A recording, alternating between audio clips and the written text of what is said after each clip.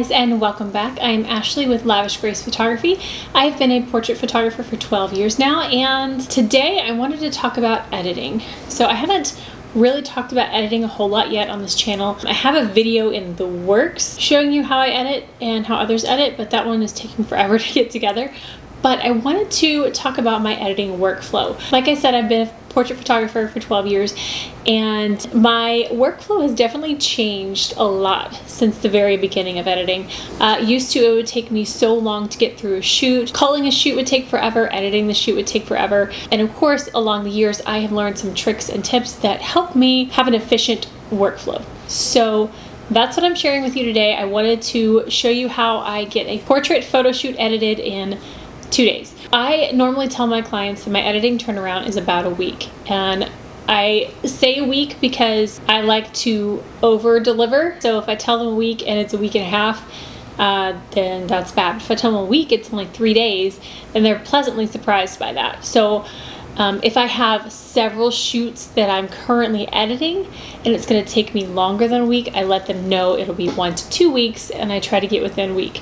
So one thing with your clients, always let them know how long it's going to take, and maybe give yourself a few extra days so that they are not disappointed in the end. So, and that's just another part of the client experience, which I'm going to talk about the entire client experience in another video, but letting them know how long it's going to take definitely helps after the shoot to continue that experience. Okay, so when I say I get my photo shoots edited in 48 hours, I'm going to show you how that happens. And this obviously isn't with every single photo shoot. And if I have 5 in a weekend, I can't get them all done in 2 days. But I'm going to show you how I efficiently and quickly get through each photo shoot. So it starts with importing. I am currently editing on a laptop. I have the Asus ZenBook Duo, and it is an amazing laptop. I used to edit on a desktop until I got this, and I can edit at my desk, at my couch, my bed, wherever I want to, and this thing is powerful and it works very well. So if you are a non-Mac user and you are looking for a PC to edit on, highly recommend this laptop because it also has 2 screens. Here, I can just show you real quick. I've talked about this in another video, but it has a second screen down here, and they are both touch screens. So that's what I edit on. So I take this is just from Amazon, just a basic card reader that I can plug into my laptop. I put my SD card in the reader and stick it in my computer, and then I import into Photo Mechanic. I do not ever anymore import straight into Lightroom. I do not need all the files. I do not need all the photos from the photo shoot going into Lightroom and bogging it down. So I go straight into Photo Mechanic and I tell it to ingest, is what it is called in Photo Mechanic. I'll put up on the screen some screen recording of what I do in Photo Mechanic. So I tell it where it needs to go. I have folders for each year, and then I have personal and professional photos under each year, and that way I keep my personal photos and my professional ones separate just so I can find them easier. Then I put a folder, name the files, and ingest it. So these all go onto a NAS system, and I'm not going to go into detail what that means because I'm not a techie person and I don't fully understand everything. My husband takes care of that, but point is, the photos are not stored on my computer. The photos are stored in a NAS over the network in his office, so my body can't destroy the hard drives. But we're actually about to redo the NAS. It's been like 8 years, and he's like, we need to do something. So I currently have about 10 terabytes storage, and I think he's going to upgrade that to 15 or 20, or I don't know what he's doing. But the point is, the photos do not go onto my computer, they go onto the NAS. And that makes it take just a little bit longer when I'm ingesting them, when I'm importing them, because they're not going straight to my computer. But it keeps my files safe and gives me some peace of mind. Once they are ingested, and honestly, I start working on them before they are, even though it slows it down some, but I go through and I cull my images in Photo Mechanic. This process takes so much less time than culling in Lightroom. It takes a fraction of the time to cull in Photo Mechanic. And you hear what I do basically is I have my hands on 3 different keys. I have my right hand on the arrow key to go through the photos, and then I have my left hand on the Z and T buttons on the keyboard. So Z zooms in so I can see if the focus is on their eyes. Very quickly, it pops up right away. I don't have to wait. And then T tags the photos. So I literally have these 3 fingers right here, and I go through and I cull my images very, very quickly. As soon as I am done culling the images, I go to the top and I click tagged photos only. So it only shows me the tagged photos. So all the ones that I picked, I Control A to highlight those, drag them straight into Lightroom. That is how I cull, and that's how I get them into Lightroom. Lightroom, you just have it on the library tab, and you just drag those highlighted files to it, and it'll pop open, and it pulls all the files in there, but it only has a check mark on the ones that you tagged. And then I click import, and the culling process is done. Super quick, super simple. So that right there shaves a lot of time off.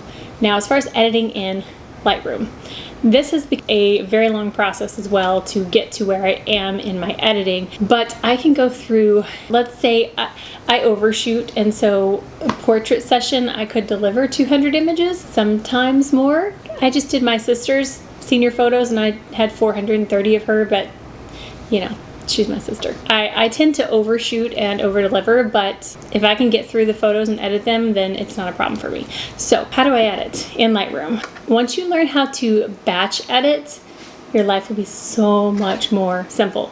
So I don't really use presets or anything. I actually show you how I edit a photo in an upcoming video that I'm working on. I have a preset that I have made that just puts on a little bit of clarity, a little bit of vibrance, something that I put on every single photo, something I want to go on every photo no matter what the coloring or anything is. And so I will put that preset on, and that's my starting point. And so I start at the beginning of the folder and I edit that first picture, make the colors and everything exactly like I want it. And then all the photos that were in that particular lighting situation, I sync the settings. So I hit Shift, I'll be showing this on screen, but Shift, and then click on the end of that set of photos, and then Control Shift S on a PC, and then enter, and that is how you sync those settings. So the settings on that one photo you edited will go on all of the ones that you've selected. So I start there, and then I go through each one. I just quickly go through if anything needs to be adjusted, if I need to do anything to the skin. I quickly go through that set and then move on to the next spot. So if I've taken several pictures in one lighting situation and in one spot, it's very, very quick, very easy to batch edit those photos. If you are shooting with strobe lighting or shooting, in a studio setting, this makes it so easy because the majority of them are going to be similar, and the coloring of them are going to be the same if you're using just a strobe. The color of your light is not changing. So I will go through that, and if I am uninterrupted by a child or other work, I can sit through and edit them in an hour or two. Just sit down, focus, edit. So when I say it takes me 2 days to edit, it doesn't take me 2 days to edit all these photos. I'm saying my turnaround to get them back to the client can be within 48 hours. After that, after I have gone through and edited all of the different ones all the way to the end, I will export them to my desktop. So they're currently on my NAS, not on my computer. I export them to my desktop in a folder that I call CD. The reason it's called CD is because when I first started, I would burn my images onto a disc to give to my clients, 12, 13 years ago. And so the folder has just always been named CD because those are the images that I'm delivering. It's weird now, but that's just what it's called and what I'm used to. So anyways, I put them on the desktop as CD, and then I upload them to my Pass Plus gallery. This is where the clients can download them. They can order prints, whatever they want to do. And then once they have been delivered, I will delete the JPEGs in that CD folder, and I just keep the raw files in Lightroom. So that is from start to finish, importing all the way to delivery of my images. And like I've said, I can get this done pretty quickly as long as I have, a couple of hours to focus on it, which sometimes as a mom is hard. Right now, my child is still in bed, and that's why I can get this done. And the husband too. All right, so that is my entire editing process workflow. That doesn't include all of the before the shoot stuff, but that is how I process a session. And if you have any questions, let me know. If there's anything you didn't understand, or if you want to know more about Photo Mechanic or more about how I edit in Lightroom, let me know in the comments below. But I do have a video coming up well, it was going to be 4 photographers edit the same photo, but I've only gotten 3. But I've done mine, and I'm hoping I can get that video up sometime. It's busy season, so it's kind of hard to ask other photographers for things right now. But that's going to wrap it up for this one. If you have any tips or tricks on how to speed up your editing workflow, please leave that in the comments for others so we can learn from you as well. But that is going to wrap it up for this one. If you did enjoy this, please give it a thumbs up. And if you haven't already and want to see future videos, hit that subscribe button down below. And I will see you guys next time. Bye. If you... And it is